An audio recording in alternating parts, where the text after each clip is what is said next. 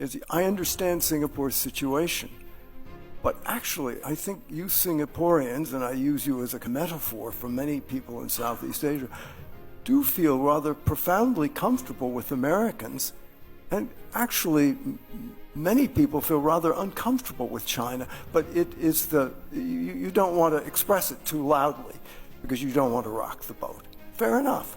I get it.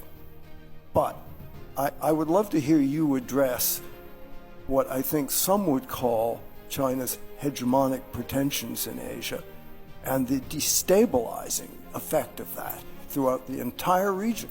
Well, I can assure you that one lesson I learned after studying geopolitics for about 50 years is that the concept of a benevolent great power is an oxymoron. And there's no such thing as a benevolent great power. All great powers, without exception, and this has only been true for 4,000 years, will pursue their own interests. And we take it in geopolitics, there are price makers and price takers. The United States and China today are price makers. We are price takers. And if we have any kind of illusion that there's a nice, benevolent, cuddly, great power that will look after you and sacrifice its own interests, then you're in trouble. So in geopolitics, which is a very cruel game, and the countries that don't understand geopolitics are the ones that get sucked into conflict and get sucked into problems. And here I want to add a very important point, because I think to some extent, Orville, you're being unfair to the Southeast Asian states. There are, at the end of the day, 660 million people living in Southeast Asia. That's about double the population of the United States of America. And this region of the world, I want to emphasize, is the most diverse region of planet Earth. Out of 660 million people, 250 million are Muslims, 150 million are Christian, 150 million are Buddhists, Mahayana Buddhists, Hinayana Buddhists, Taoists, Confucianists, Hindus, and as I told you, we have lots of communists also in Southeast Asia.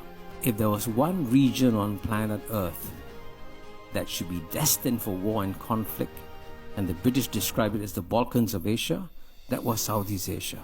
Now, can you please ask yourself a simple question?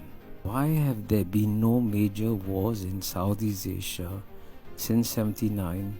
That's 45 years. There is a hidden genius in Southeast Asia, in ASEAN. We know how to manage geopolitics.